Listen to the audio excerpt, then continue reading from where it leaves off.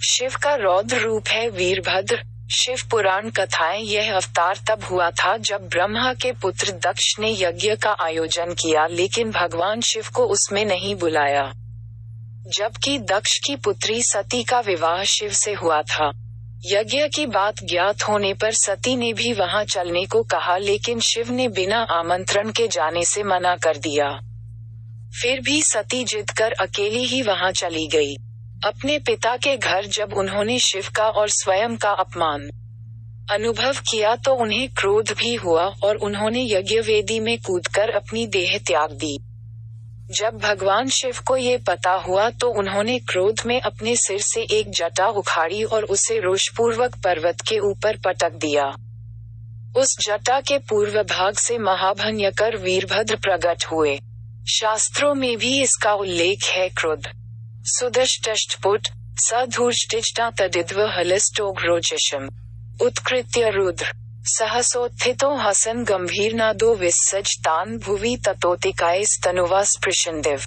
श्रीमद् भागवत -4:5/1 अर्थात सती के प्राण त्यागने से दुखी भगवान शिव ने उग्र रूप धारण कर क्रोध में अपने होंठ चबाते हुए अपनी एक जटा उखाड़ ली, जो बिजली और आग की लपट के समान दीप्त हो रही थी। सहसा खड़े होकर उन्होंने गंभीर अट्ठाहस के साथ जटा को पृथ्वी पर पटक दिया। इसी से महाभयंकर वीरभद्र प्रकट हुए। भगवान शिव के वीरभद्र अवतार का हमारे जीवन में बहुत महत्व है। यह अवतार हमें संदेश देता है कि शक्ति का प्रयोग वहीं करें जहां उसका सदुपयोग हो।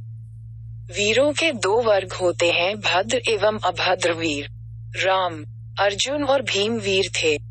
रावण, दुर्योधन और कर्ण भी वीर थे, लेकिन पहला भद्र सभ्य वीर वर्ग और दूसरा अभद्र असभ्य वीर वर्ग है। सभ्य वीरों का काम होता है हमेशा धर्म के पथ पर चलना तथा सहायों की सहायता करना। वहीं असभ्य वीर वर्ग सदैव अधर्म के मार्ग पर चलते हैं तथा शक्तों को परेशान करते हैं। भद्र का अर्थ होता है कल्याणकारी।